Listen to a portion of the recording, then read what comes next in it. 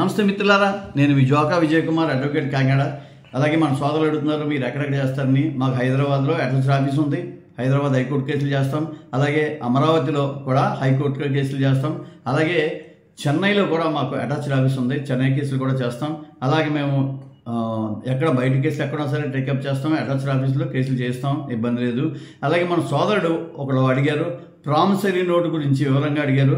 Last time నేను promissory note గురించి నేను చాలా క్లియర్గా ఎక్స్ప్లెయిన్ చెప్పాను.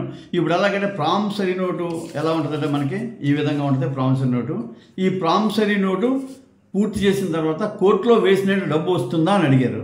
కోర్టులో వేసినట్టు డబ్బు రాదు, ఖచ్చితంగా రాదు. ఎందుకంటే ఫస్ట్ ప్రామిసరీ నోటుని మనము నిరూపించుకోవాలి. ఎవరైతే కోర్టులో కేసు వేశారో వాళ్ళు ప్రామిసరీ నోటుని నిరూపించుకోవాలంటే సాక్షులతోటి సాక్ష్యం చెప్పించుకోవడం, లేఖలతో చెప్పించుకోవడం, మనం కెపాసిటీ ఇచ్చి కెపాసిటీ ఉందా పుచ్చిన ఇవన్నీ నిరూపించుకుని మనం కోర్టులో నిర్ధారిస్తే ఫస్ట్ ప్రిలిమినరీ డిగ్రీ అని చెప్పి డిగ్రీ పాస్ చేస్తారు. అంటే మనకు ఎతటి వ్యక్తి డబ్బు ఇవ్వాలి అనే విషయాన్ని కోర్టు నిర్ధారిస్తుంది.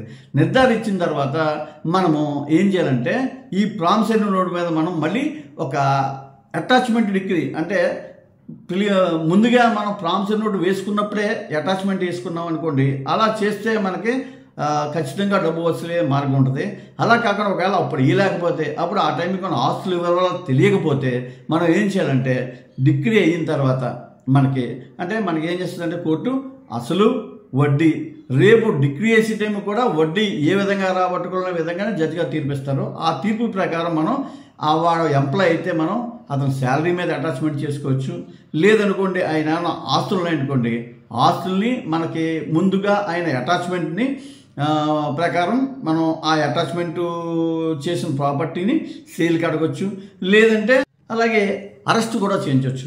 ఇలాగా కొన్ని విధాలుగా మనం ఆ వ్యక్తి నుంచి మనకి రావాల్సిన డబ్బులు మనం రాబట్టుకోవచ్చు.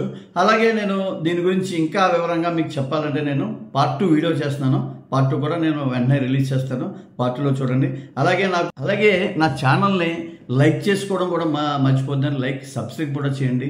సబ్స్క్రైబ్ చేయడం వల్ల నేను చాలామందికి రీచ్ అయ్యి మీ అందరికీ కూడా నేను ఉచితంగా న్యాయాన్ని అందించిన వాడు అవుతాను. అడిగిన ప్రతి వారికి కూడా నేను మీకు నా డిస్ప్లే మీద ఇచ్చిన నెంబర్ కాల్ చేస్తే నేను ప్రతి వాళ్ళకి సమాధానం చెప్తాను. అలాగే మీరు మినిమం మాటగా నాకు కాల్ చేయొచ్చు, నేను ఖచ్చితంగా మీకు సమాధానం చెప్తాను. నాకు ఎటువంటి ఫీజులు తీసుకోను. ఉంటాను. నమస్తే.